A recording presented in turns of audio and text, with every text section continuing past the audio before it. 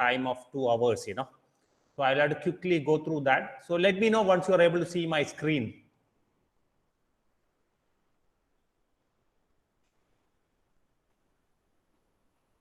Are you able to see my screen? Yes, sir. Okay, thank you. So yesterday someone asked, so I want to, before I get into the code, I want to show you some applications which are browser based, which allows you to understand what's happening in neural networks and stuff. So one of them is what is called the TensorFlow Playground. You can search for it, you get it.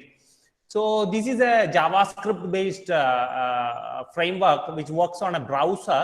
So here, let me remove. So here you have different type of problems. If you look at the left side, so you have a set of blue points and you have a set of little yellowish points. So you want to separate this. So yesterday someone asked the question, how many layers do I need? What is the type of neural network that I need to have and stuff like that. So you can yourself try out this. So just in this case, we will take one example. So you take this stuff.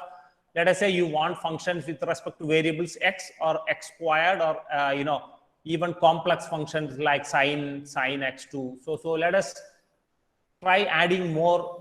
So we are trying to create functions both with x1 squared. Let us add all of them to see sine, and then we have a one hidden layer here. So you can add. So let us first see whether, let us try with two neurons in this in the hidden layer, and see whether it is able to do a good job of segregating this. See how fast it could segregate the blue points from the yellowish type of a golden yellowish type of points. So with that, so let us stop this. So what made this learn quickly? So let us remove some of these functions to see. Let us remove all this and only keep linear. So let us keep only x1 and x2 as a linear, and then now see what's happening. Now see. Because typically it can only come with a linear line actually here. So it is trying to separate this point using two lines, so it will never succeed. So if so in this case it is not going to succeed, irrespective of whatever it tries to do, because with two lines you can't separate these points. You need more complex functions. So let us see whether by adding x1 square and x2 square can we do it better. So now see, as soon as you get x square, so when you move from a simple line y is equal to mx plus c to something like y is equal to mx squared plus kx plus c type of a function, it's able to quickly do that. So it's very important. So here, if you look at that, with very little function, we have been able to do that. Let us try one neuron. I don't know whether it's able to do that type of a thing. So let us see. See, you needed only one neuron to really crack this problem. But not all problems are that simple. So if you look at here, this is a more complex terrain. So if you really look at here, it has a circular shape, and actually segregating this with probably this itself. Let us try neuron and see. It will not be that easy. So I have given it already. So you can see that it's not able to do with one neuron and this type of functions. So let us pause it and add more neurons, and let us increase the complexity of our functions also to include sin x and stuff to see. So now let us see whether it's able to segregate this. So it's slowly trying to learn, because in this case it's little complex, because both are spiral and you have to separate them into a fashion so you see here that it is complex. It's still not able to do. If you look at my cursor, the points here are wrong. They are actually depicted in blue when they are not in blue actually. So one thing we can try is adding more layer to see. So let us stop here. I will add I can add more neurons to a single layer, So that's one thing, and I can add more layers also. So let me add. So I have one layer here with 4 neurons, and I have another layer here with 3 neurons. Now let us see whether it's able to learn this little more faster. Now it's little more getting correct, but there are still many points which are wrong. But it's slowly learning, how to segregate those points. See here, it's wrong actually. So it might over a period of time do that. So one thing we can do is let us try little more hidden layers and add more neurons here. So let us keep this as the probably.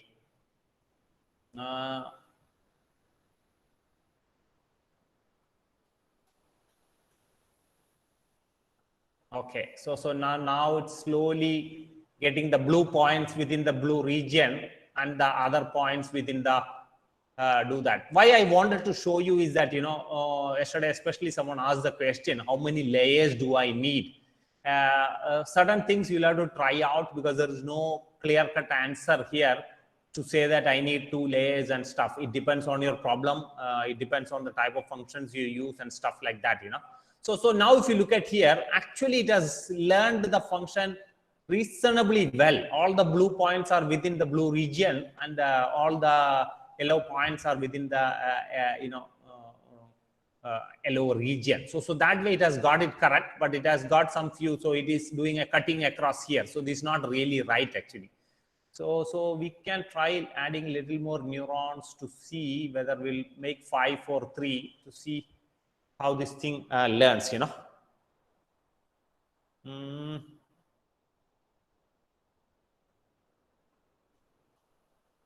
So here you can see the loss, both training loss and testing loss changing. So over a period of time with the training, it will learn to segregate it properly,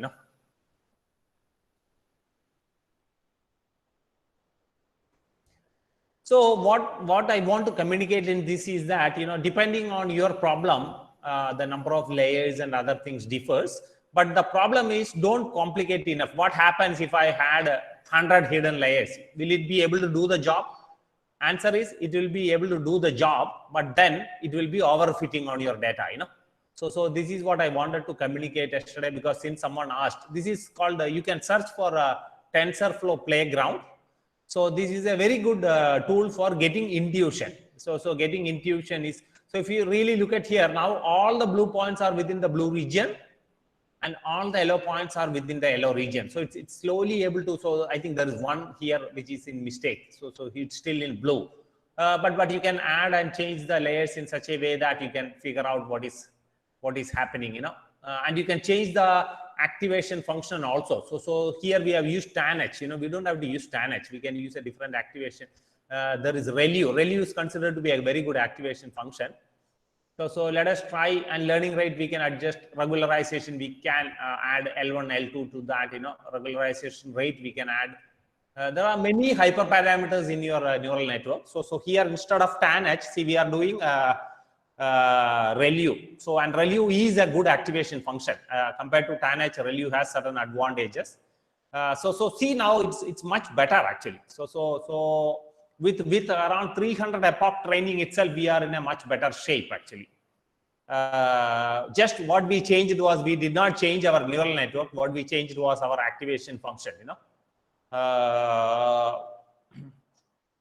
So this I wanted to show, since yesterday someone asked the question. So you can search for TensorFlow Playground, you will get it. This one, I'm not going to go.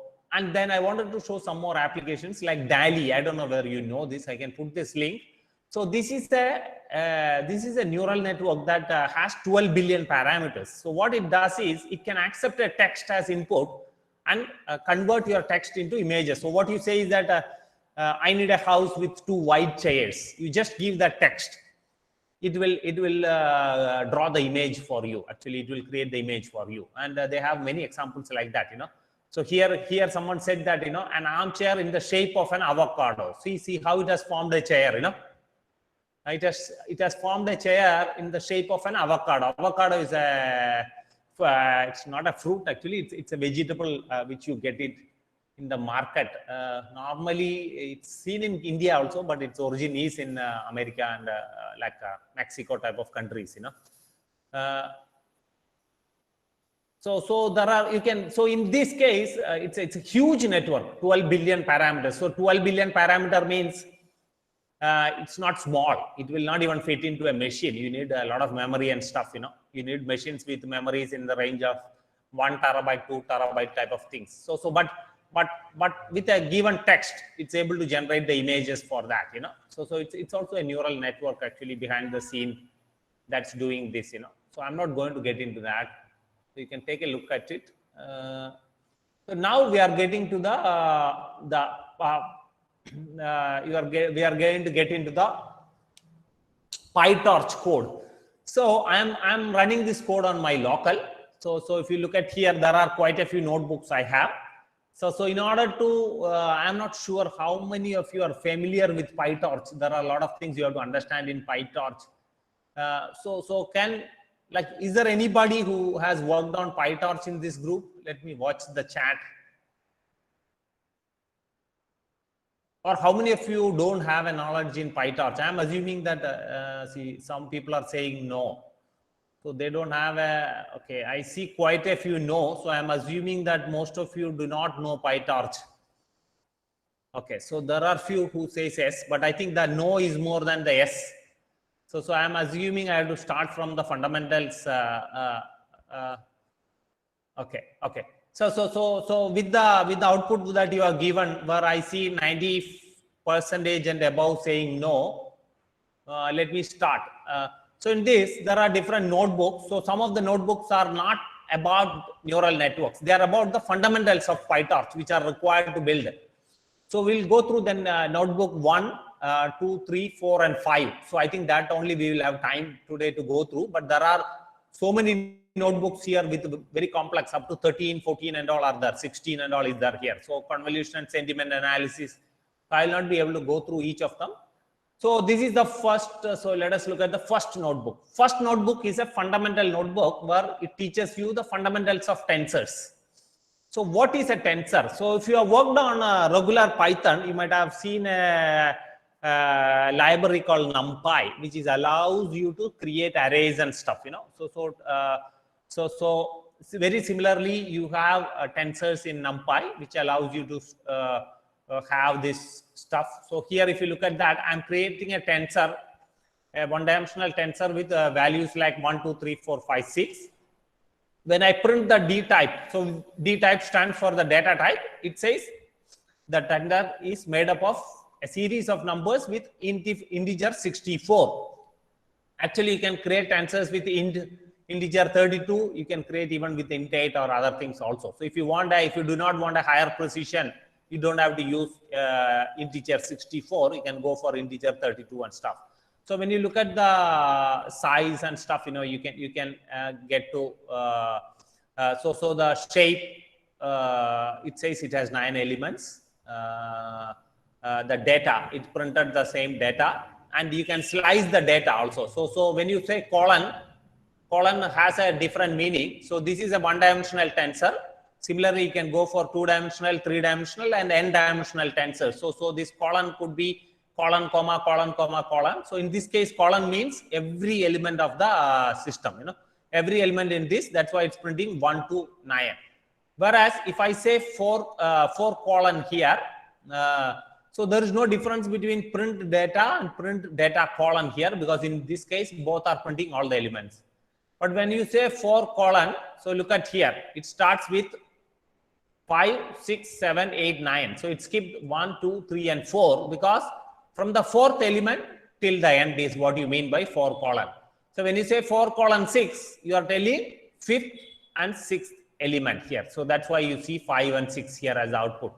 So when you say colon 6, what you are telling is from the first element to the 6th element is what you say.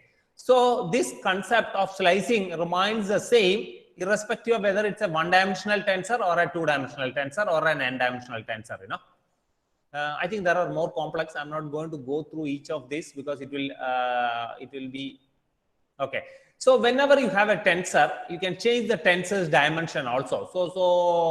So it's more like a array. You can have a one-dimensional array both horizontally, and you can have it vertically also. So here, see, when you say data view 9,1, you want that to be in that shape, So you get that to be in the vertically aligned shape, Or you say that single dimensional tensor of 9 elements, I want it to be 3,3. So you are getting it more like a matrix form, So 1, 2, 3 forms the first row, 4, 5, 6 forms the second row, 7, 8, 9 forms the third row actually. So when you say 3, minus 1, so when you put minus 1, it means that you don't have to tell whatever is the element. So let us say it was 9 elements. It is equivalent to the top command 3,3. So minus 1 automatically adjusts the remaining elements. So what happens if you have 10 elements, you put 10 elements and you put 3, minus 1, you will get an error, because the reason is that 10 cannot be divided by 3.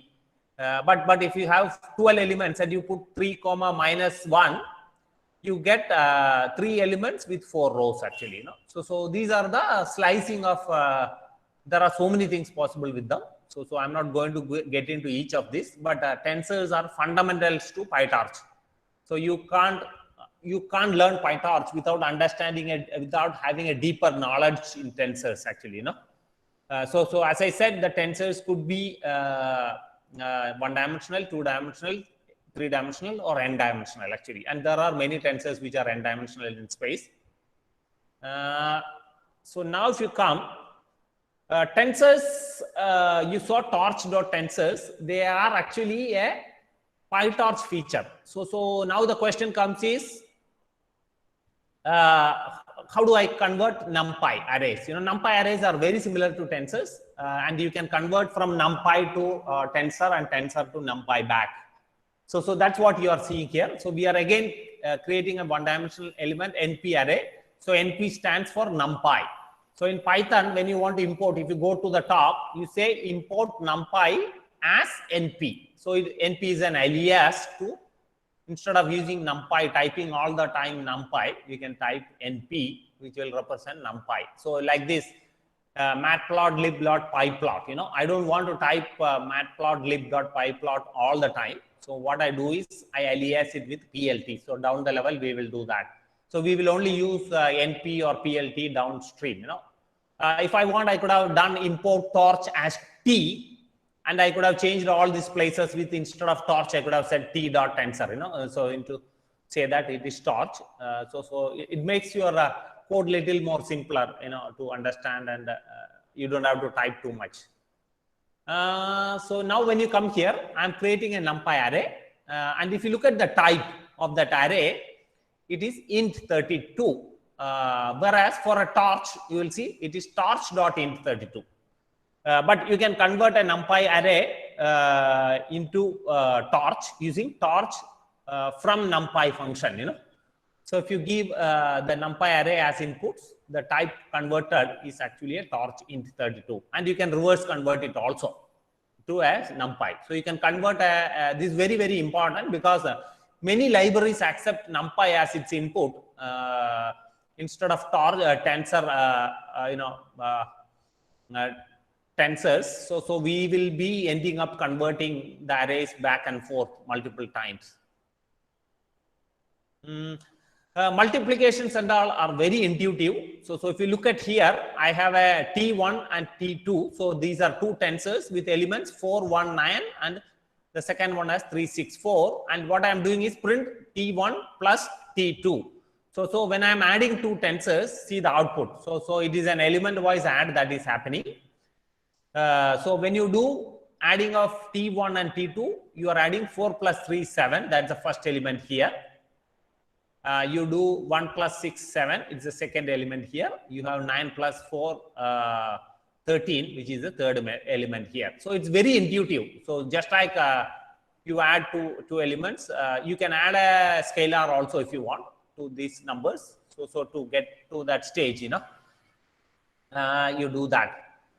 Now if you look at multiplications, star. So when you do a star, again, it is an element-wise multiplication. So it's 4 into 3, which is 12 here, 1 into 6, which is 6 here, 9 into 4, which is 36 here, element-wise multiplication, And again, this is a star is actually a squaring.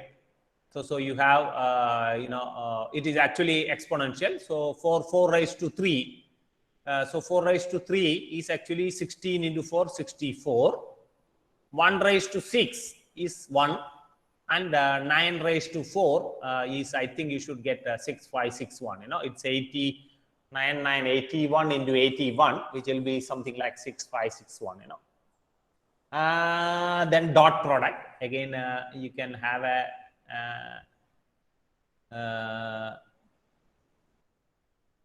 dots also. So torch dot, you will get the result of that. So dot products are nothing but element-wise multiplication. Do a sigma of that. So you can think of it as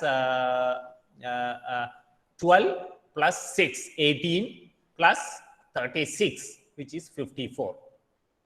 So the dot product of these two tensors is 54, which is actually a multiplication, element-wise multiplication, summation of that, which gives you that value. I just wanted to give you some examples because the reason is that if you do not understand tensor or concept of NumPy, you will not be able to appreciate the libraries because they are fundamental to that. Now there are other functions in Torch called linspace and all, line space. So what you are telling here is I want linear spacing between 0 and 1, and I want 3 values. So that's why you get 0, 0.5 and 1. So when you say here torch log linspace for between 0 and 1, the default, I think, of linear spacing is 100. So what it will do is it will give you 100 elements, split 100 elements actually to do that actually. So that's why between 0. So these are some very good functions if you want to randomly generate certain values, we will take a look at it because we are going to solve some problems where we will generate do that. And then you have mathematical functions like exponent and many other things, So here what you are doing is you are getting linear spacing between 0 and 10, and then you are using that value of x to do an exponent. So you get y equal to x squared, where x was linearly generated between 0 to 100 with 100 with 0 to 10 with 100 values, And I have used a plot. So you might have seen me importing matplotlib pyplot. So that's what I'm doing. Pyplot plot as x comma y. So you get a smooth function. So here, So the function is nothing but y is equal to exponent of e, So that's what. But you can change the function to anything you want, You want x squared, you want sine of x, cos of x, or something, You can do that, and you can plot it and see how it comes up, So here it's an example. So it's a sine function. So nothing different, same as above, but instead of y is equal to exponent of x, you have a sine of x here, and that's why you see a sine function here, So the values on the x we have generated are between 0 and 10. So that's you can give any value you want. So 0 to 100, 10. And if you do not give a third parameter, the default is 100 actually. So it will give you 100 points between 0 and 10, linearly spaced, So they are not random. So if you want random also, you can get it. In random, they are not equal. So it could come in any fashion. But if you linearly space it, you will get linearly spaced 100 elements, So now coming to the reshaping, there are always tensors are reshaped. So if you look at an image, so let us say you see a photo, typically photos, if you look at that, they are RGB. So really, if you look at how it's stored, let us say we take an image of 300 by 300 by 3. How it's stored is you have RGB colors. So the first channel is red. So they are of 300 by 300. So they are a matrix, So you can think about it as a matrix. 300 by 300 are, so that stands for the red color. So you have a values between 0 to 255 for red.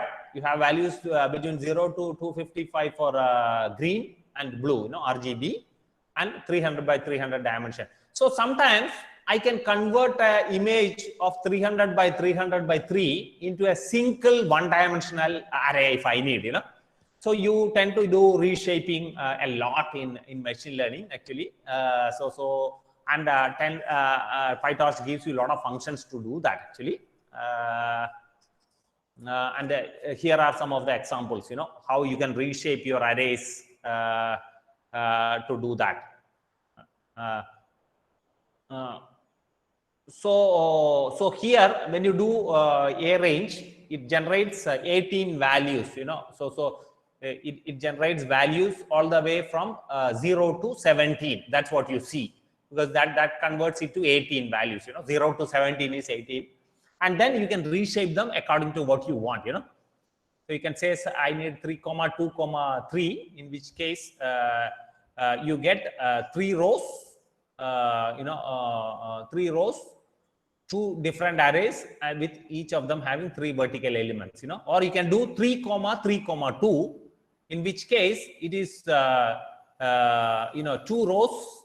How you do that is 2 rows, 3 elements by itself, and then 3 columns per se. So this reshaping is very, very important. You have to understand how this works actually, because this is fundamental to tensors, because a 3-dimensional tensor can be converted into a 1-dimensional tensor, and a 1-dimensional tensor also can be converted into a 3-dimensional tensor depending on the number of elements. So it gives you the flexibility to flatten a higher dimensional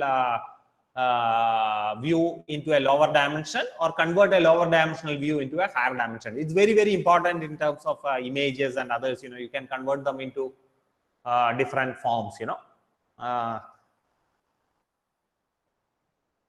So here we saw slicing of a 1-dimensional tensor. It is little more complex when you slice a 3-dimensional tensor. As I said, when you could put colon, it means it's all elements. So if I put colon, comma, colon, comma, colon, it means all the elements. But if I put colon, comma, 1, you have to look at from the top. You have to look at so here the element was taken from 10, 13, 16. So let us see where it was. It is taken from print x. So where is x here? Okay. So x, I think I have not printed the x here. So let me see.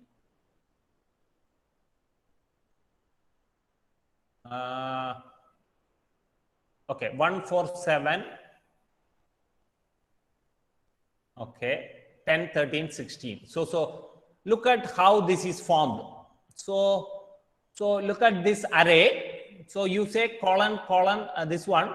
So what it is doing is, it is slicing in the vertical dimension. So if you look at, that's where it gets little complicated. So 147. So it has done slicing in this like 147, 10, 13, 16. That's where it gets. So if you change this to something else, you get it in a different form, So this slicing is very, very important, because if you do not get this intuition, you can do that. We will take a look at a slicing of an image. So it will be little more clear to you. If I want to split an image or something, how do I do about it? But understand this, that there are ways to slice it, vertically slice it, horizontally slice it. So I want all the rows with certain columns or something, I can do that, So there are quite a few ways it is possible. I'm not going to get into each of them. You can do a multiplication of n-dimensional tensors also. So you can do a array of 2, 3 into 3, 2 in such a way that you get a matrix of 2, 2, So quite a few things like that you can do. Or if you do 2, 3 into 3, 2, you get 2 by 2. Or if you do 3, 2 into 2, 3, you will get 3 by 3. So that's where you will see here different stuffs, you know. Yeah, so I'm not going to get into each of them. So in PyTorch, you can take two tensors and say one tensor dot mm multiply, you know, matrix multiply or matmul, what they call, you know. So mm y. So x is a tensor. Within the tensor itself, you have operations like, you know, x dot mm slash like a bracket y. So you are multiplying two tensors, you know. Is there any question on the chat or something? Let me see. Okay. I hope you are able to understand, because it's very important to understand the fundamentals of tensors before you do anything, you know. There are some examples here, so you can take a look at it. Matrix multiplication. So here there are different conventions. You can say tensor dot mm of y, or you don't have to do. You can do a torch dot mm where you give x comma y. That both are this syntax and this syntax are exactly the same. So if you look at that, all the four prints the same values. So there are four different ways they have done that. So x dot mm bracket y, x at y, same output. Torch dot mm x comma y, torch dot matmul x comma y. So all the four gives you the same output. So these are different syntactical ways you can do it, you know. Whichever you are comfortable with, you can use it. Probably this is the simplest, because this is only, you know, you just have to multiply two tensors, you put at the end, like, you know, in between them, you know. Gradient. So the beauty of some of these deep learning libraries are that they understand functions, and you can do gradient of a function. So if you like partial derivatives and all, it's very important in neural networks to understand that, because when you do backpropagation, you have to differentiate your equations, you know. So these libraries have default gradient computation possible. So here you have a x tensor with a value of 2 and whose requires gradient to be true. So when you create the variable, you have to create it in such a way that it requires gradient to be true. And you are telling y is equal to 4x squared plus 3x plus 5. So it's an equation which is where y is equal to 4x squared plus 3x plus 5. So when you do a backward propagation of this, what is that gradient of that, you know? So you print the x gradient of that to that. So the gradient of this is 8x plus 3. If you know this, so 4x squared, so which will convert into 8x. 3x will convert into 3. So 8x plus 3 is the value. So for value at x equal to 2, 8x plus 3 is nothing but 16 plus 3, which is 19. So that is the value. So you simply do a y dot backward, and you print that, you get the x dot gradient you print, you get the gradient to be 19, you know. So similarly, you can take a look at it. There are many things possible. You can do x into 15, in which case you get 30, which is 2 into 15, which is 30, you know. So you can use more complex functions to understand it, you know. So here the function is 4x cubed plus 3x squared plus 5x minus 4. You can do multiple gradients also. So 4x cubed will become 12x squared plus 6x. So 12x squared plus 6x is 12x squared. So 12 into 2 squared, which is 4, 18, 48 plus 6x. 6x is 12. So 12, 48 plus 12 plus 5. So it is 65, you know. So 12x squared is 24x plus 6. I think you can do further backward propagation to compute that, you know. So similarly, like that, you can go on doing n number of. So if you have a very complex function, this is exactly what happens in neural network when you do back propagation. So if you have multiple layers, you have a loss at the end of the layer, and then you have to propagate that loss backwards actually. And this is how you do. Gradients are very, very important. That's what I said. When people say AI is a computer science field, actually they are wrong. AI is an interdisciplinary field. There is a lot of math involved in this, which typically a normal computer science guy will not learn. So AI and machine learning are actually interdisciplinary in nature. So you need to understand this. And languages like PyTorch gives you much more simpler function. So here you don't have to see, when you create the equation y and you call y backward and you do the gradient, it automatically gives you the value. It's very, very important. And PyTorch and all can create gradients for more complex functions. You know, you can have highly nonlinear functions which you can do gradients with just one line of code. You know. Okay, now we learned about a little bit of fundamentals. We learned about tensors. We learned about reshaping the tensors.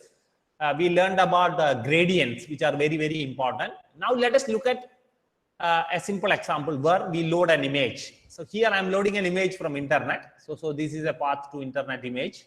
So we load the image, we do the open, and I am showing plot.imshow. I'm just showing image show. IM stands for image show. So we are displaying an image. So what is this image? It's actually an image of, I don't know what is the shape of this. Let us see if we have printed the shape. I not printed the shape. I think it looking at it is around 600 by 800, 900 by 3 or something, you know, the shape of this image. Actually, you can print the shape of the image here. If I do print, you know, img.shape, it will print that actually, you know. So this is an image. So what are we doing here? So, okay. So now if I want to cut this image, let us say I want to cut this image, but I want only the top left portion of this. So think about this to be cut somewhere here. I want only this portion of the image, you know. So as I said, if you really look at this, what is this image? It's a three-dimensional array. If you are like a three-dimensional, you know, tensor. So it has 300, like let us say 900 by 900, 900 by 600 in this case, and then channel, 3 channels. So RGB forms the channel. So that's why you will see terminologies like HWC. So HWC stands for height, width, and channel. So channel for black and white images, there is only one channel, but for color images you have 3 channels, which is red, green, and blue actually, you know. So this is a 3-dimensional array of height, width, and do that. So if I need the top portion of this image, what I need to do? I have to split the height by 2. I have to split the width by 2, and then I need all the 3 channels so that I will get the portion of that array. So here, that is exactly what I'm trying to do here. So you do the loaded image, you are splitting, which to say that I need all the channels. I need half of height and half of width. So see that new image. That new image is nothing but a portion of your image, you know, only this much of it. So you can split it either way. You want to split it vertically here, you want to horizontally split it, you know, you want only the lower portion of it, you know. So you can split n number of ways you want, you know, and you can do so. So I have done multiple splittings. So if you look at that, what I have changed is only I have changed. So here it was colon, comma, 0 into int of h by 2. And 0 colon int of width by 2, you know.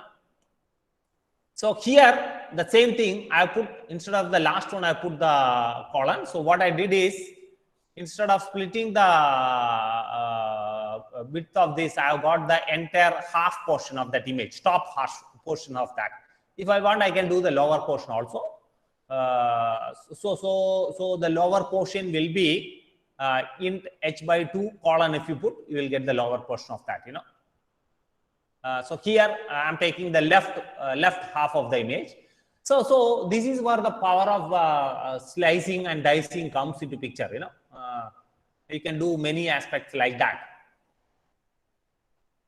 I'm not going to get into that. So in this case, I'm only taking one of the channel. I think I'm taking the blue channel, RGB. Yeah, RGB. So 2 stands for, R stands for 0, 1 blue, green, and 2 is blue. So if I want, I can change that into here. If I put 0, I'll get the red channel. If I put 1 here, I will get the. So I'm doing the slicing and dicing of this image with respect to do that. So you have to understand how your image is loaded. In some of the frameworks, it loads the channel as the first stuff. So it is called CHW format, channel height width, whereas HWC is height width channel. So in some toolkits they load the image as CHW format. In some toolkits they load the image as HWC format. So you have to understand that. So that covers the first notebook's fundamentals. I will just pause for a minute before if you have any questions, So I will open up for before we get into the second notebook. I will wait for like 2 or 3 minutes. We will spend on if you have any questions or not,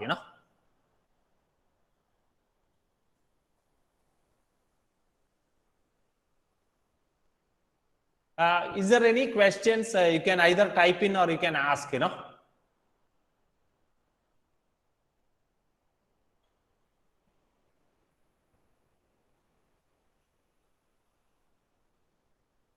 Hello, are you able to hear me? Yes, sir. So is there any question with respect to, because these fundamentals are very, very important, because if you do not understand these fundamentals, next steps are going to be more. Sir, can you show any basic example from start to finish? Yeah, for the neural network.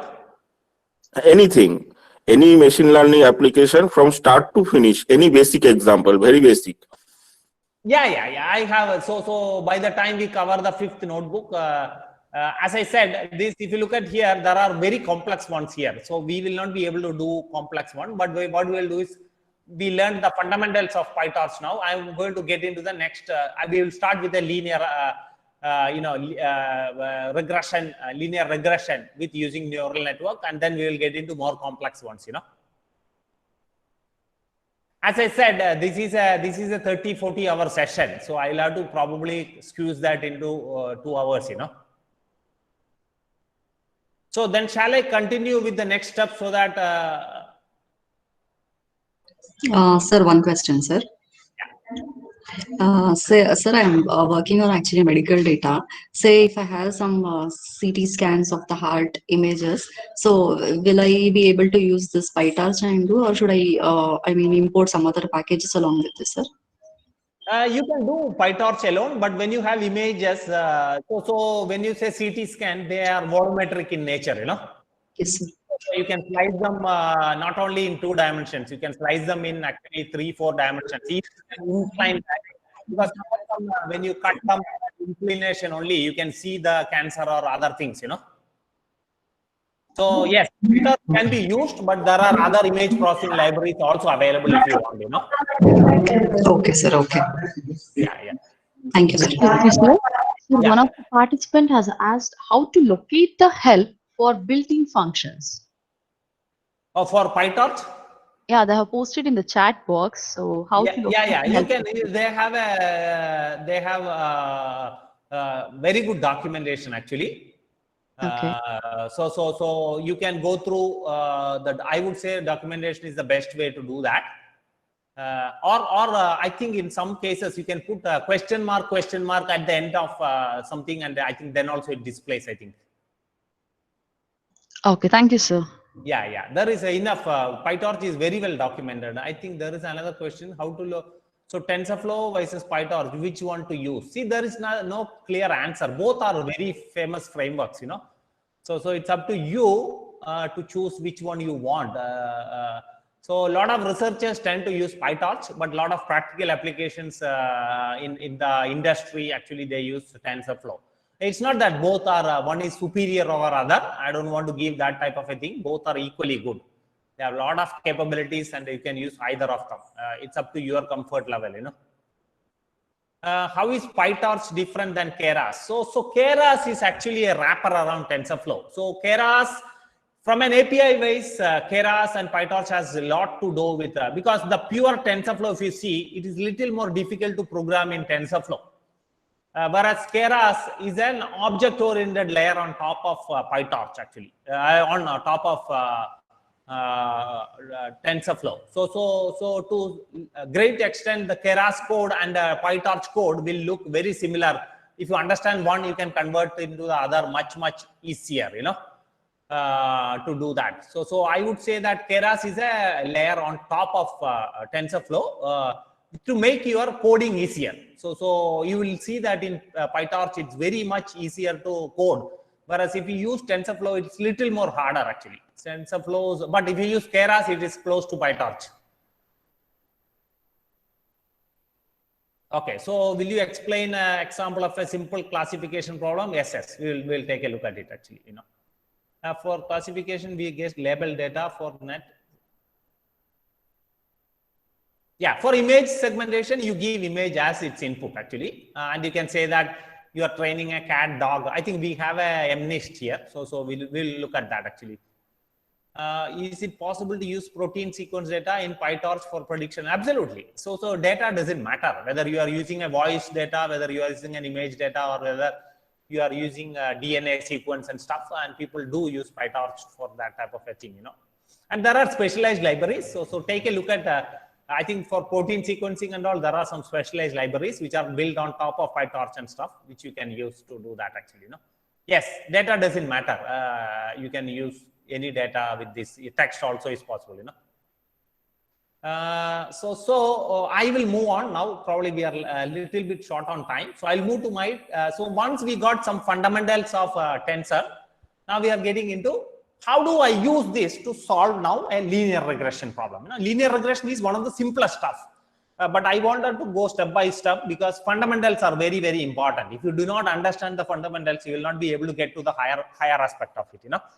So here in a linear regression, what I'm doing is I'm actually generating the data. You can load it from a data set also. So we are creating, you are doing using a torch function random n, 100 points multiplied by 10, and you are creating a function where x plus 3 times some random noise, you know. So 3 times some random noise is added. So otherwise, this function would have been y is equal to x, which is a straight line. If it is a y is equal to x, it is a straight line. But we have added some noise using this, you know. So 3 times. So we are adding y is equal to mx plus c. So that c is a randomly generated noise, and m is 1 here. So there is nothing else here. I could have added y is equal to 2 times x plus 3 times some noise, you know. So I could have done like that also. So the function changes. And once you plot it, this is the line. So now if you know linear regression, we need a line which satisfies all these points. We can't get a pure perfect line, but what we can do is we can get to a line which is reasonably close enough to approximate these points, you know, so that we get back this function. We get back this function, you know. So if you look at here, what we are doing is we are building a linear regression. So this is where you have to understand PyTorch a little bit. I am creating a class called linear regression, which is inheriting from what is called neural network module. So module is a fundamental class in PyTorch. So I'm creating so if you have used Java and all, you will get to understand, you know, you are extending that that class, you know, into a linear regression, and there are certain functions you have to override. Init is one of the functions that you have to override, and forward is another function that you have to override. So the neural network has to go forward and come backwards, you know. So many a times your data goes from the input to all the way to the output, and the error that is generated at the output is propagated backwards, you know. So that is typically of any neural network for that matter. Here we are creating a simple linear layer where there is an input size and there is an output size, you know, and we have created a linear function here. So that's what this neural network does actually. It's a very simple neural network. So if I were to show that to this example, we have an input layer instead of 3 hidden layers. Let me remove them. So we have a input layer, which is the features here. We have a hidden layer, we have an output layer, and that is exactly what you are seeing here with this line of code. You have an input shape coming in and you have an output shape going out, So there is a layer that is connecting both input to the output, which forms the core of that, So here, what we are telling is input is shape 1, output expected is 1.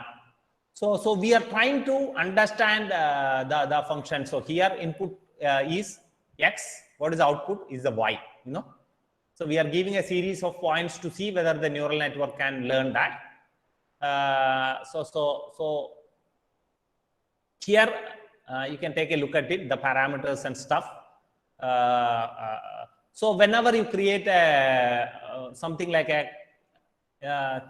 like this LR 1,1, you can think about it to be instantiation of your, so class your this is your template, this is your instance. So I created a model of linear regression where the input is 1, input size is 1, the output size is 1. If I change this to output size to be 4 or input size to be 4, this in an image, I could have treated every pixel to be an input to an image, in which case a 300 by 300 by 3 will have an input size of 300 by 300 by 3. I can give that entire image as a linear array as input, and the output could be a class, a class could be that it is a cat or a dog,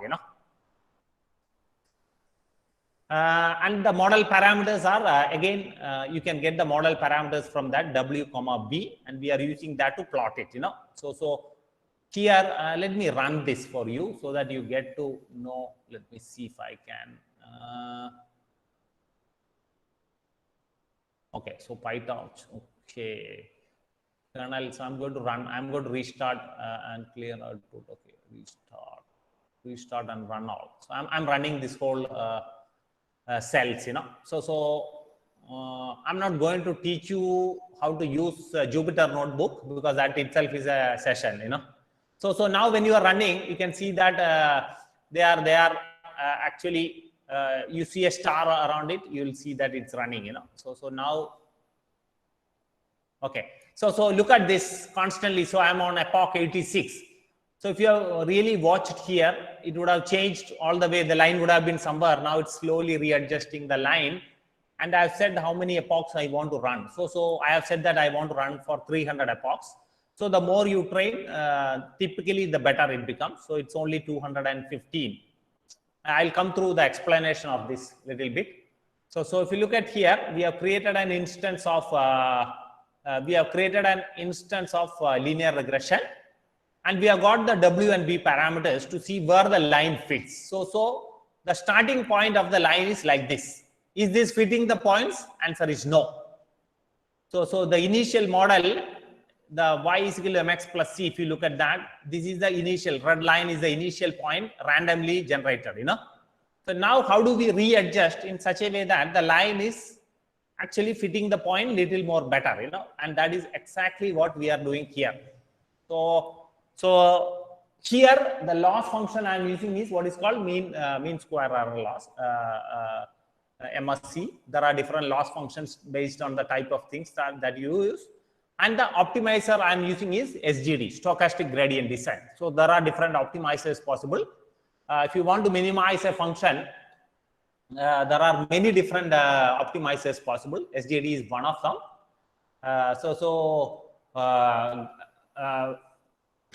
There are other type of loss functions. There are other types of optimizers and stuff. We can't cover all this because it's a huge area by itself. So what do we do in the neural network is the question. So if you really look at that, I'm telling I want to train the neural network where I want to do 300 epochs training. So that is why for I in range 300, we have created a model of linear regression and we are saying forward x. X is our input and the loss function is criterion y of that. So when this goes, you have a predicted value. But we know the actual value, So what is the difference between the predicted value and the actual value? And based on that, it will readjust, So the loss is, so once it is predicted, you do what is called a backward. So the loss has to be, so your neural networks, each of the neurons have a weight now. Now it has predicted that, let us say it was the price of a house. It predicted that the house is 5 lakhs, but its actual price was 50 lakhs. So there is a difference of 45 lakhs. So that means the neural network weight that you learned is actually not correct. So you have to readjust. So by calling that backward, which is basically the gradient of that, you do the recorrection of that. And once it is done, you do what is called zero grad. Actually, that is to remove the previous gradient again, because this is going forward, recorrecting, going forward, recorrecting. So that is, you are doing it in a loop. And what you are telling is, I need 300 epochs to train this, you know. So in few cases you can do. So if you look at that, initially we started at this point where this is the initial model. Now when you look at that, see the model, it has got the line little more clear. So it has moved this line slowly. It has shifted the line based on the loss such a way that it starts reducing the loss. And the fundamental idea of our loss function is very simple. The difference between my y predicted and y should be, actually speaking, it should be 0, but it will never be 0 in practice, you know.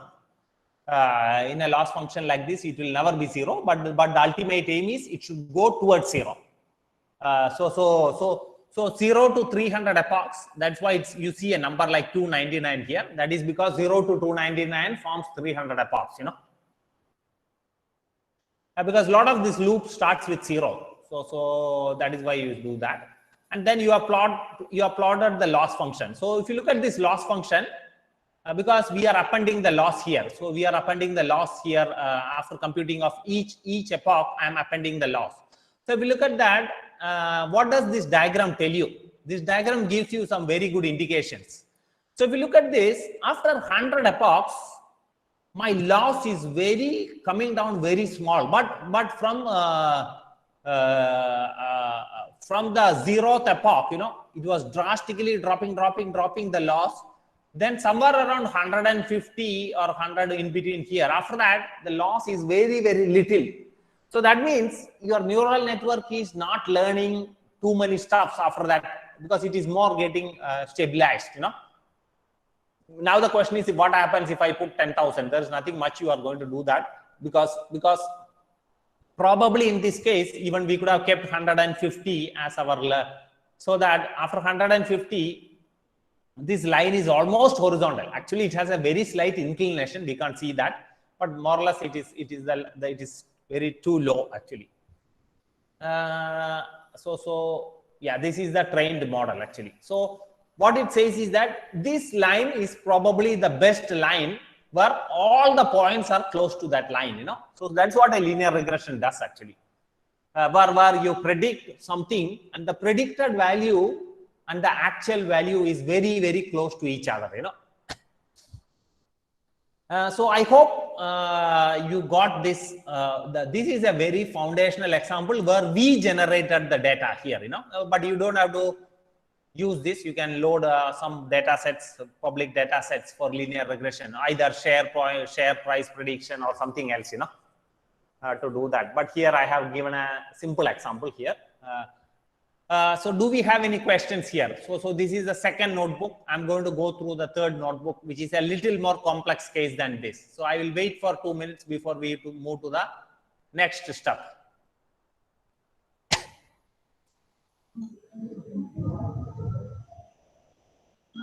Yeah, do you have any questions? Either you can post it or you can ask, you know.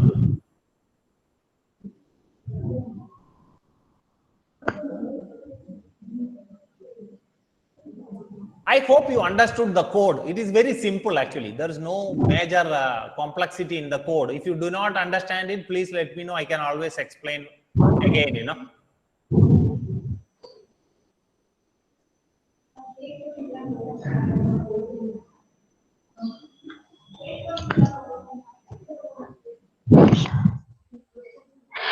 Participants, if you have any queries, please, you can even post that in the chat box or you can ask them.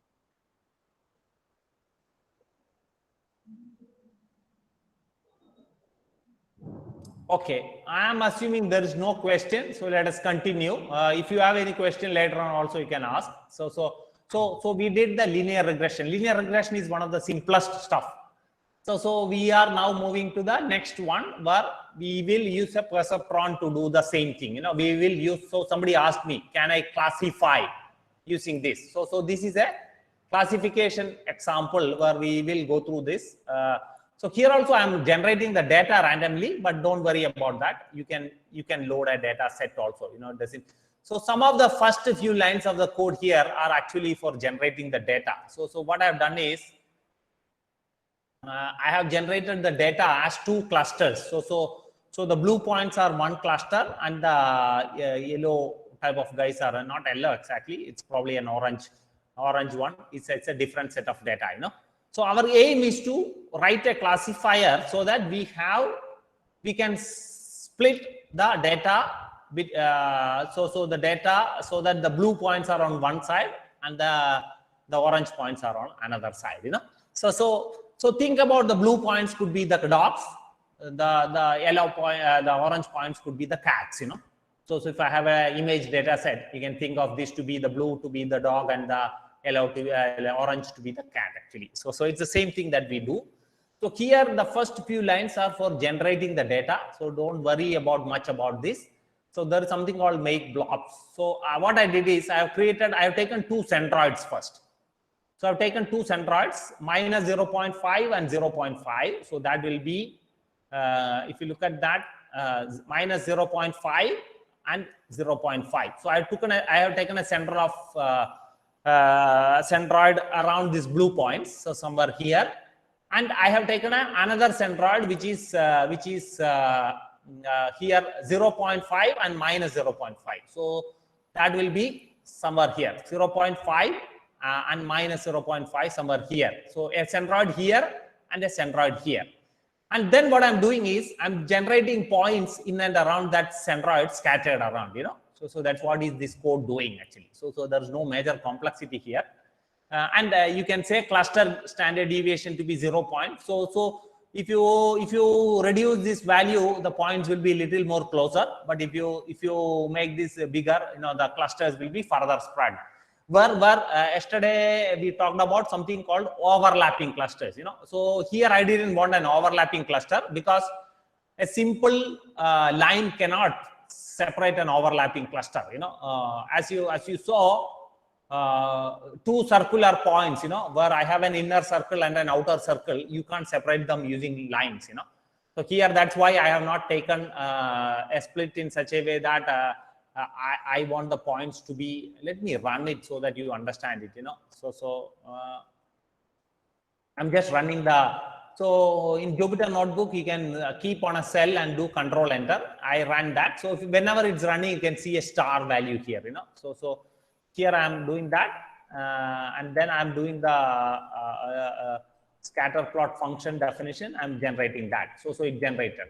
So now let us look at, so here this time it generated something. So if I, instead of standard deviation to be 0. Let us give a larger value and then see what happens, you know. So now let us look at how, with respect to that centroid, our plots are, see, now the points are completely intermingled and it is not easy to separate this because a line cannot separate this. You need a much complex function to separate this out. And even with complex function, it's difficult. So that is why you have to keep the scattering in such a way that, you know, what happens if I use a very low scattering, in which case it's very easy to, split that using a line. See, you can draw a line anywhere you want, you know, here. See, I can draw a line here, it will split. I can draw a line here, it will split. I can draw a line here, it will split. So that is why there's a reason why we kept the cluster to be so. So with respect to this centroid, how do you want the clustering to happen, you know, scatter to happen, you know. So that's why. So I'm going to go with 0.4 itself, which is reasonably good. Okay, so let me plot this. Okay, so now we got. So now if you look at this, there is only one, probably a very thin line. If you draw a line like this, very little. So these are the only 2 points which are confusing because they could fall on either side of it depending on how you draw the line, you know. So now we will generate a neural network which can do this, you know. So we got our data, except that the data was generated here, but you can use data from any practical data set. It doesn't matter. So here we'll have to look at how many inputs do we have here, because this is a two-dimensional space. So I need to have actually x and y actually. So I need to have 2 coordinates to map each of the points, you know. So we'll take a look at it. So I'm creating again a classification model here, extending from something called neural network.module, which is the base class for that. Again, I have to override few functions. I have to do the init. In the init, I'm giving the input size and output size. And here also, I'm using a linear function. So I'm using only a linear input, and I have an output size. But if you look at that, in the last one, let me see what type of a function did I use. Okay. So I used a self.linear here, but if you look at here, I'm using a sigmoid. I'm using a sigmoid function to do that actually. So it's very important based on the type of stuff that you use. There it was a linear regression and hence linear was fine. But here it's a classification and hence I need a sigmoid type of a function to do that, you know. And then I have a forward function. So in this case, I need to have a prediction probability, you know. That's why you have a method predict, where we say that if the prediction is greater than 0.5, we return a value of 1. If not, it's a value of 0. It is to segregate whether the point falls onto the left side or onto the right side, you know, to do that. So this is the neural network. So the core of the neural network is only this much logic in this case, because again, it's very simple. I'm setting the manual seed and saying model, my input is 2 and my output is 1, because output is only whether it's left or right, whether it's points. Again, you have the weights and you do weight 1, weight 2. So this is the function, you know,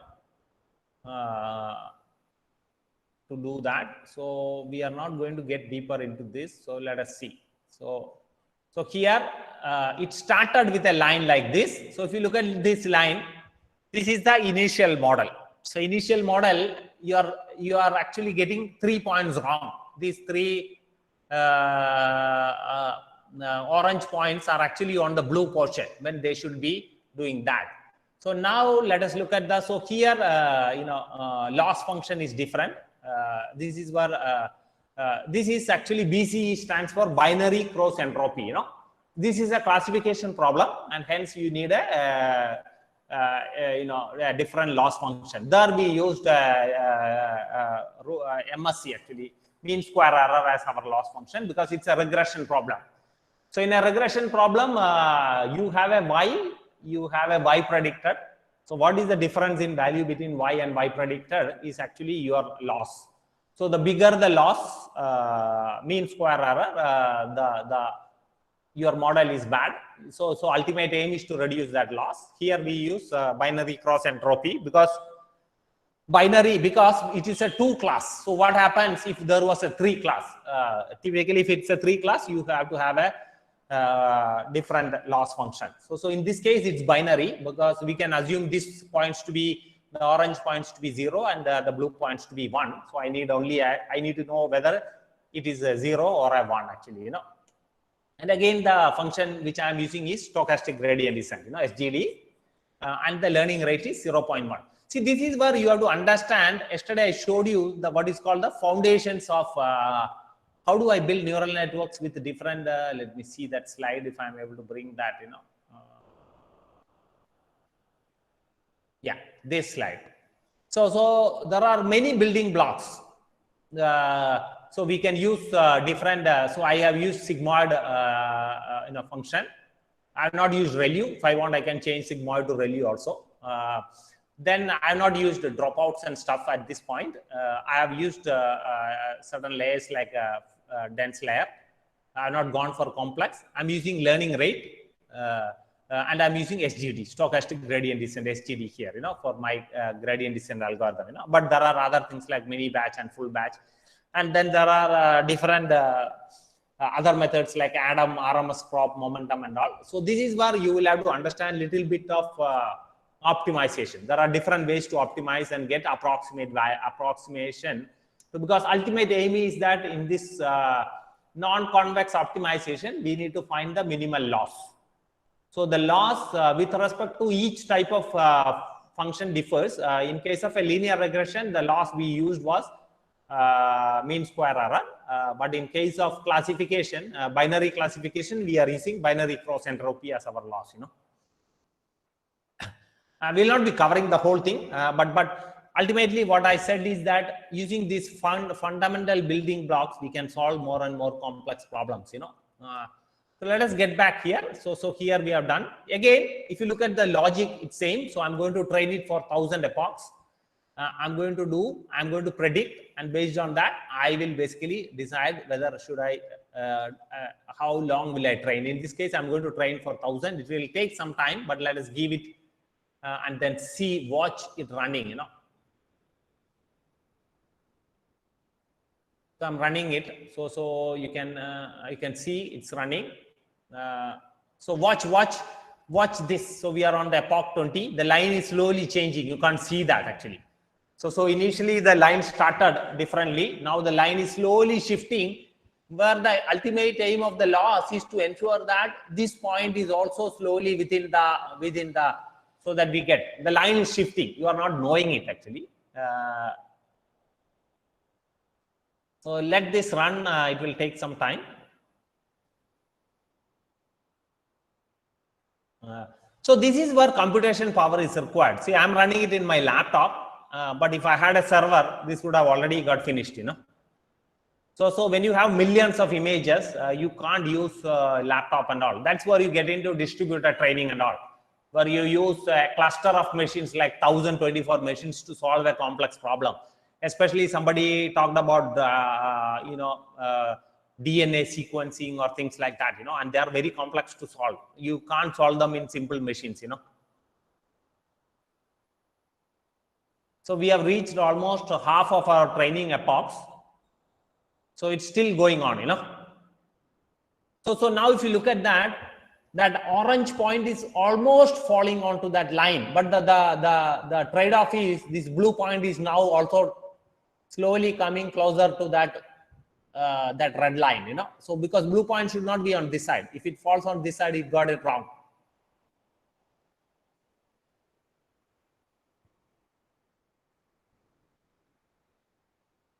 So it's slowly coming. So we'll have to wait till it completes. So I will open it up for questions. So it is some more time is there. So now we saw the third. So do you have any questions? So we saw a linear regression using a simple neural network. Now we saw a binary classification using a neural network, you know. So now we will make the data a little more complex and we'll start building more complex neural networks, you know. So I'm opening up. If you have any questions, either post it. So to train a model, why do you use validation and test data? What is the difference? Yeah.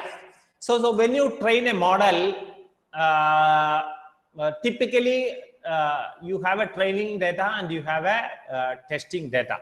So that is one way of looking at this. Or people have a training data, a validation data, and a testing data.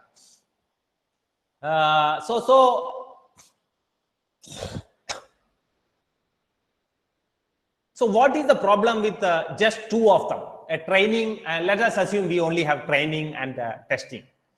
See, the problem is we don't know, just because we get a high accuracy in our training data, we can't tell that it will practically work. So what we do is that we keep a third data, which is called training, validation, and test. So validation data is never shown to the neural network.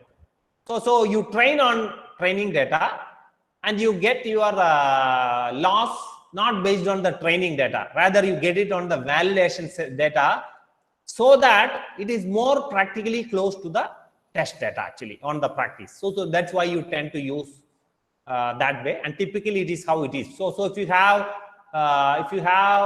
X number of data. Normally, the convention is you put 70% for training, you use 15% for validation, you use 15% for testing.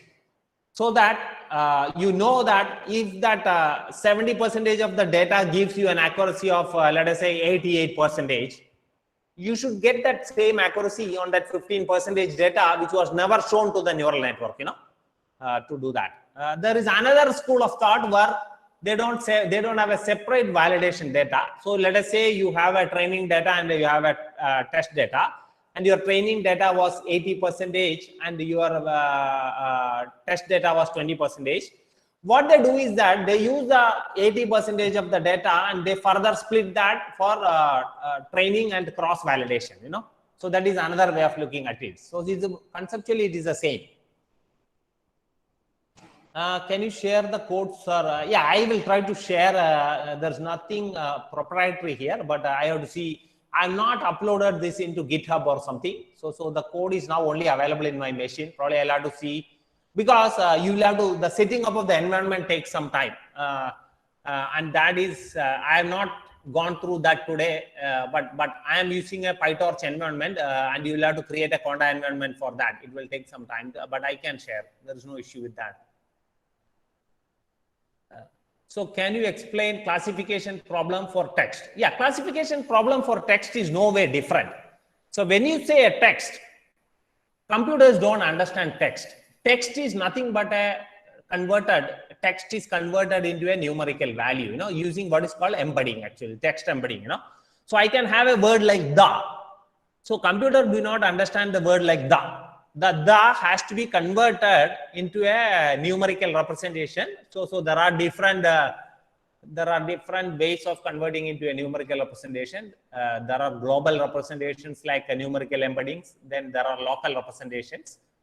So once it is a number, again, what you saw here and the other classification, they are no way different. So text by itself has to be converted into a numerical embedding, before it can be given into a classifier. So computers only understand numbers. So whatever is your data, it finally has to be converted into a number, I think we will move to the next. We'll come back. So now we are going to get into the. So first question is, how long is this session? Is this till 12 o'clock or is this till 1 o'clock? Sir, it is till 11:30, sir. Oh, is it 11? Another, yeah, okay, another 10-15 minutes. Okay. How long it will take, sir? No. This will take like 30 hours if I want to go through all the notebooks to teach you the concepts, Yeah, okay, sir. So that is never going to happen, but I will quickly get into a little more complex so that I understand. So here, so I will skip this. Here, if you look at that, I did the same plotting, but now it is not a linearly separable. So here, I will skip this and get to the next one. So if you look at here, see how that neural network found that line, which basically separates the 2 points. It actually drew an excellent line, between. It rather drew a close to a circle to separate these 2 points, and it is the same neural network except that I'm not. So here we have 2 linear layers. So we did not see 2 linear layers before with a sigmoid activation function, So it's exactly the same. So if you look at this code. So if you look at this function, let me go to that function definition. So here is our neural network. So here it was a single linear layer with a sigmoid activation function. So here linear, you will see sigmoid. And if you go to the next notebook, you will see 2 linear layers with 2 different. So I can have different hidden layers stuff here. So that will be the layer actually. So no other change. It is exactly the same code. So I will skip this for lack of time. We have only one more, so I might have time to show one more. So I just want you to understand here. See how beautifully it has segregated the 2 points to separate the orange from the blue. It has more or less drawn a circle. It's not a real circle. It's a more complex function than a circle. but it has beautifully drawn in such a way that it could segregate all the points to the blue outside and the inside points, and if you look at the loss function, what does this loss says is that I have trained it for 1000 epochs, but if you look at that, within 200 epochs itself, I'm getting a close answer, So the question comes is, was the 800 epochs worth it, training? Because 800 epochs means another 4 times it will have to train. So let us say this was a complex data set and this runs for 4 days, so 4 days, 80% of that is 3.2 days. You could have reduced it by looking at the loss function, So there is something called an early exit criteria. I have not given it here.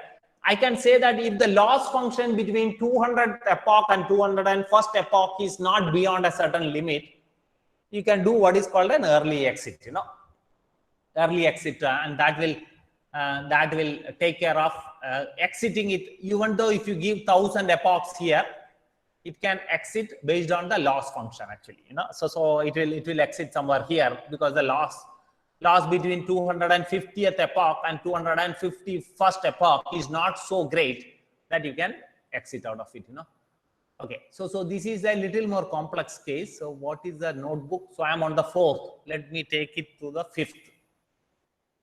So where is the 5th notebook? See, the complexity of these notebooks are increasing.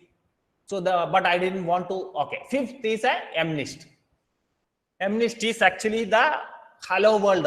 It uses the image to do that, So okay. So in this case, now we are segregating numbers. So given a number, can it identify that is a 1, 2, 3, 0, 1 to 9? It's anywhere from 0 to 9. So now we are getting into image, but except that here we are dealing with image which has only one channel because this is a black and white image. But I could have dealt with image of colors also, color based. Actually, I have a lot of notebooks here which deals with very, very complex. So if you see the CFAR and all, it deals the 8th notebook and all here.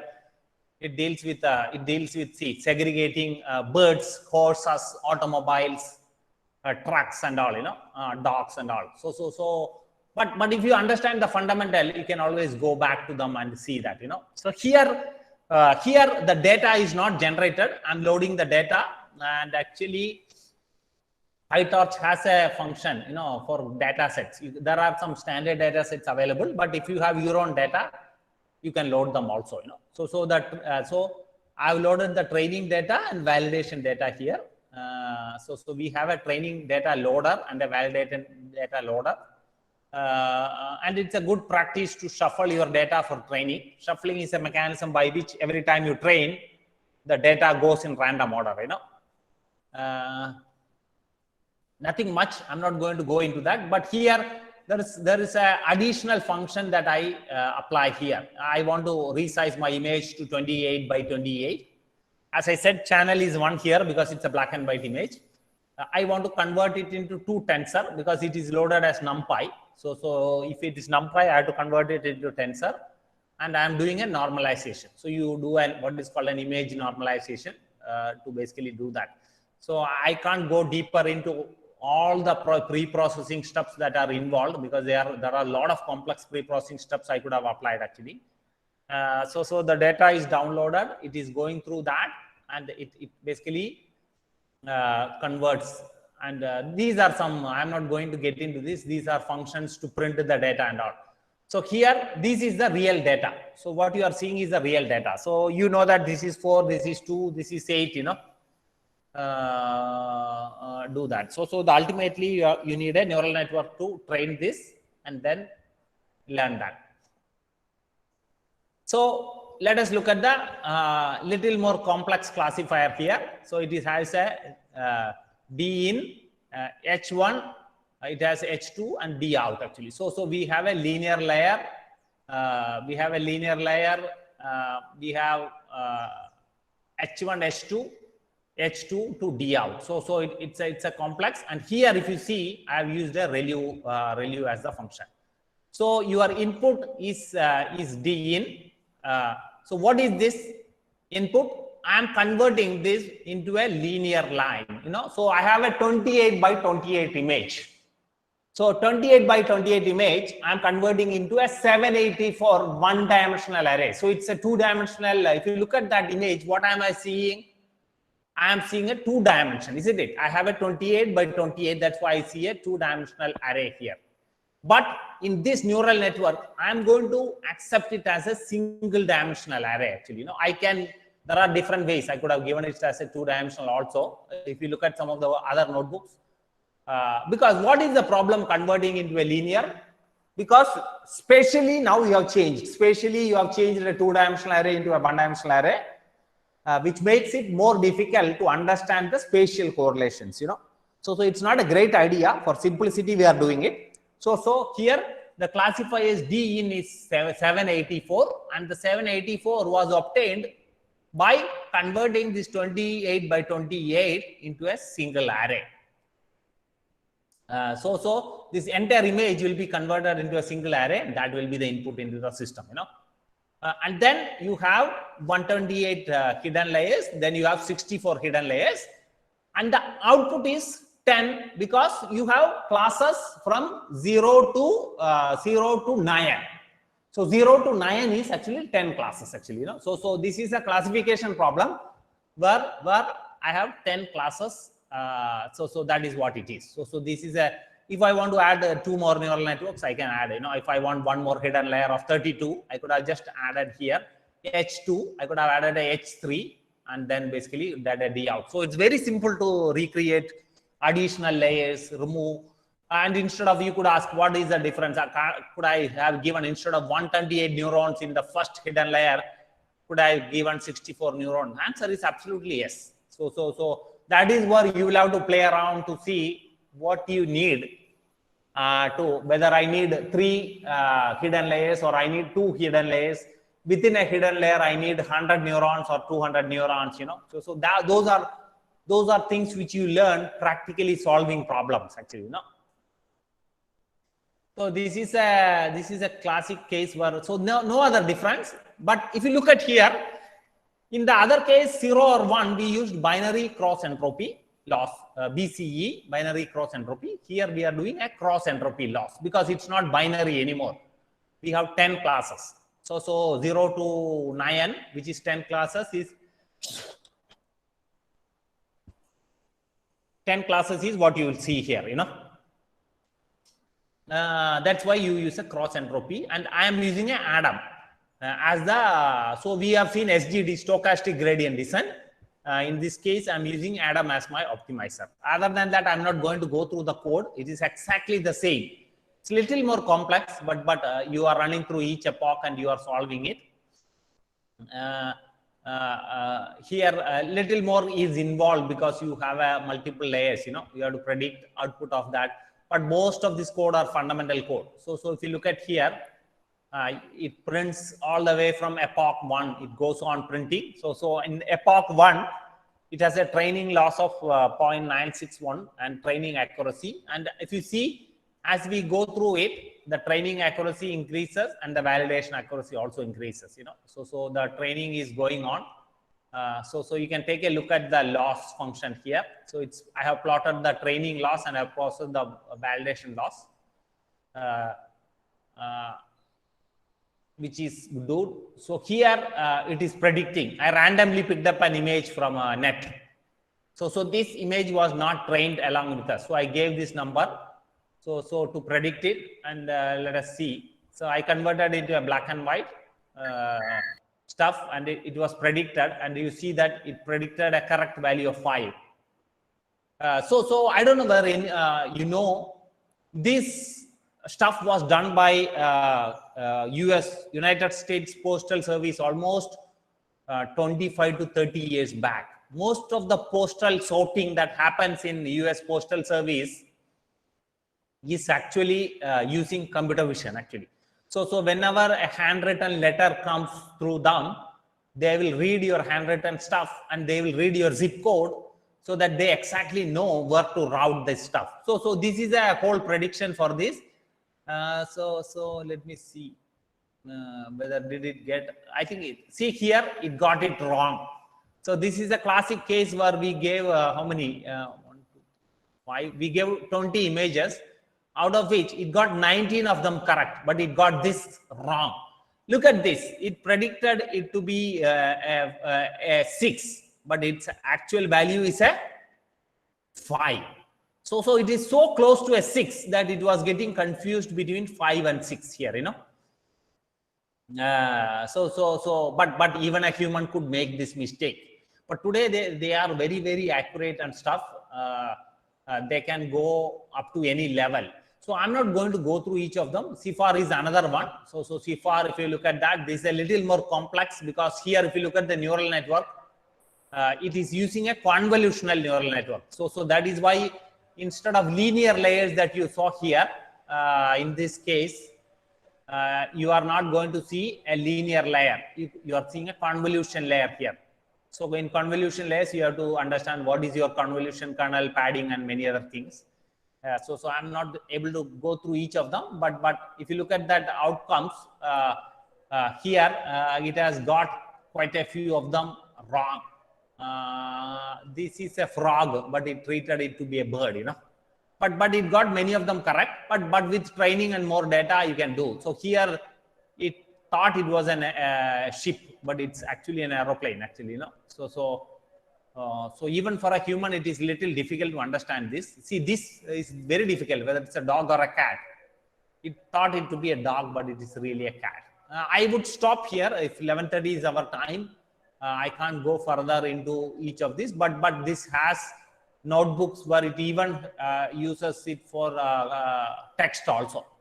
So there is one example with text also here, and then object detection and fine tuning. So there are very complex examples in computer vision here, where it can segregate the lines and stuff. So I've not run it for a long time, so there might be errors. See, there is some error here. So probably the code has changed, you know. I have to do, okay, torch compile with CUDA enabled. So here, see the image segmentation, how it segments people, you know. See this, these two people, their exact mask is obtained, you know. Yeah, there. Yeah, I will stop here. If you have any questions, we can take some questions and then wind up, you know.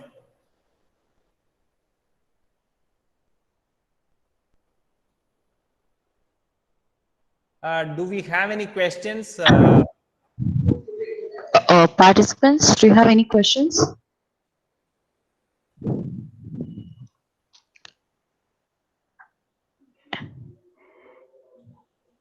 I don't know whether this was at the right level, because this field is a very, very, very complex field, you know. If you, as I said, this computer vision course itself can be like a 60-hour to 90-hour session. There are many things in computer vision. I have just touched the surface of it, you know. I would say I would have taught you only 0.1% of this computer vision field itself. So that means I've only taught you something like 0.001% of neural networks, you know. So it's a very vast field. Sir, can you recommend any good book There are or many any books, source?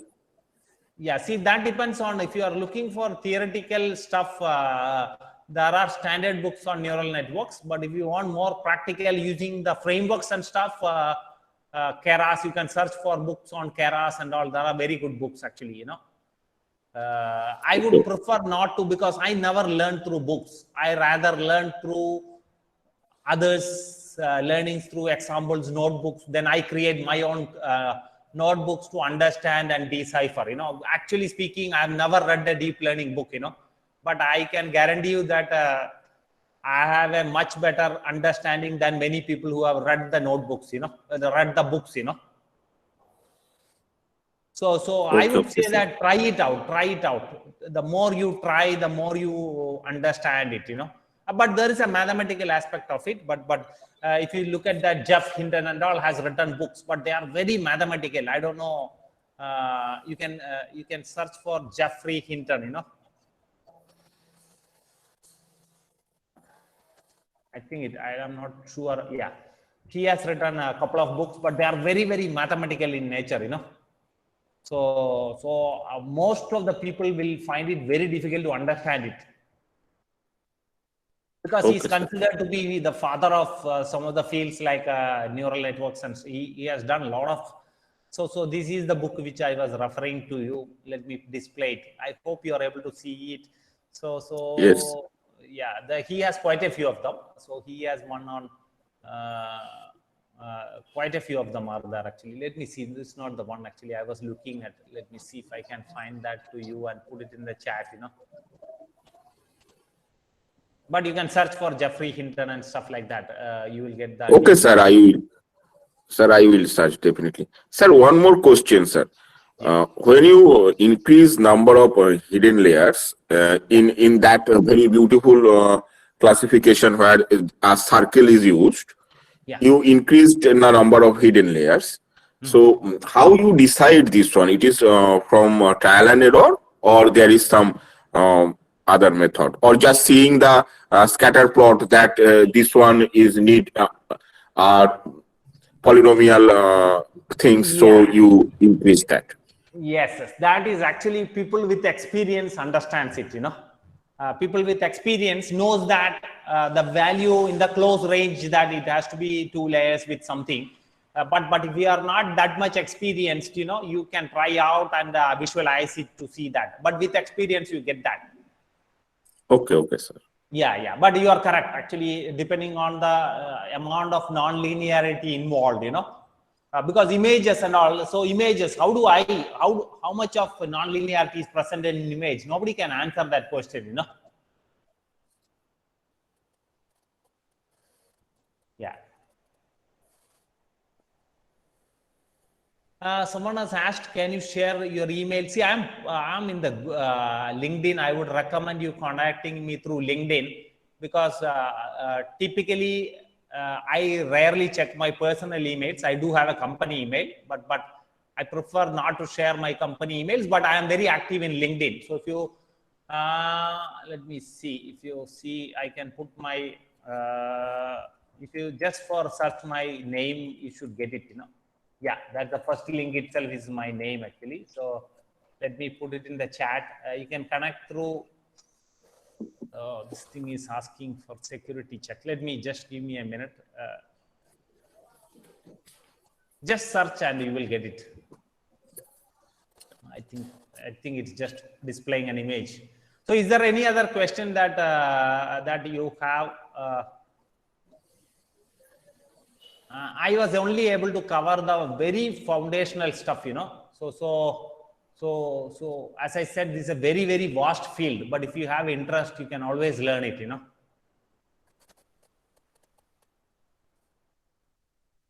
Okay, so this is my LinkedIn profile. And I do write articles also. There is one on machine learning journey. If you search for it, you will get it actually. So once in a while when I get free time, I write it actually. So let me see if I can find out that. And I write on hardwares also, which are used for machine learning. Let me see. I can find that out. Yeah. So, oops, I think. You can look at, figure out there is somewhere. Let me see.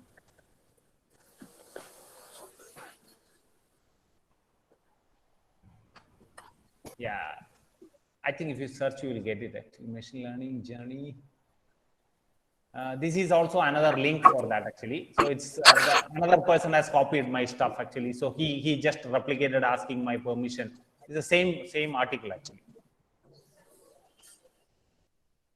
So there are quite a few things I do like that. You can take a look at that. You can connect with me, Yeah. Is there any other questions? If not, I think we can wind up. I think we are already 10 minutes off from what I understand, Thank you, sir. Mr. Rajiv Aswad. Yeah. Sir gave an overview of artificial intelligence, machine learning, and deep learning. He is also briefed about the ML ecosystem comprising of programming and frameworks. And sir has discussed about the challenges for enterprise AI and ML applications with respect to speed, power, and accuracy. And he has also discussed some of the case studies in industry. And today, sir has demonstrated the linear regression, classification, and segmentation using neural networks in PyTorch. Thank you very much, sir, for your enlightening sessions. Yeah, thank you.